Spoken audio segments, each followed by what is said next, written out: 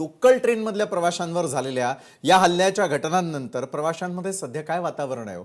म्हणजे जेव्हा सीसीटीव्ही नाही, संपर्कासाठी टॉक बॅक नाही, बरं प्रवाशांचा जीव टांगणीला का, असा प्रश्न आज टेलिव्हिजनवरती तुम्हाला विचारण्याची वेळ आली आहे. कैलासजी, निश्चितपणे जे आपण बघतो की या प्रवाशांची संख्या आहे पश्चिम रेल्वे आणि मध्य रेल्वेमध्ये 75 लाख प्रवाशांचा इथे प्रवास असतो. हो. विशेषतः पश्चिम रेल्वेमध्ये 35 लाखपर्यंत प्रवाशांची संख्या वाढलेली आहे. हो, ते म्हणाले की नवीन 12 डबे 15 डबे करणाऱ्यांची संख्या ही वाढणार आहे. म्हणजे संख्या वाढत चाललेली आहे, संख्या काय कमी होत नाही आहे. बरोबर आहे. ही संख्या वाढत चालल्यामुळे ती सर्व्हिसेस तेवढंच आहे, जेवढी सेवा दिली पाहिजे.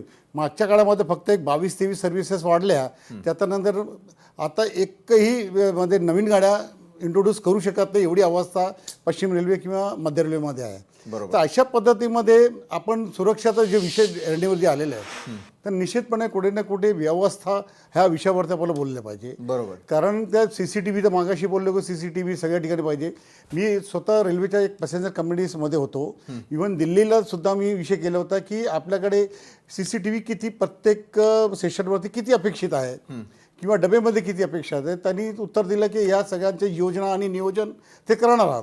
आणि त्याचं कसं हवं तर मध्ये एअरटेल जे रेलटेल म्हणून एक त्यांची संस्था आहे, त्यांच्या माध्यमाने ते सगळ्या CCTV आणि त्या स्टेशनवरती कमिट्यामध्ये माध्यमातून ते स्टेशनला बसवणार होते. परंतु गेल्या 2 ते 3 वर्षापासून अजूनही RPFकडे ती येताना अजून पेंडिंग पडलेलं आहे. म्हणजे ज्या ठिकाणी CCTVची आवश्यकता होती तिथे CCTV लावलेलं नाही आहे.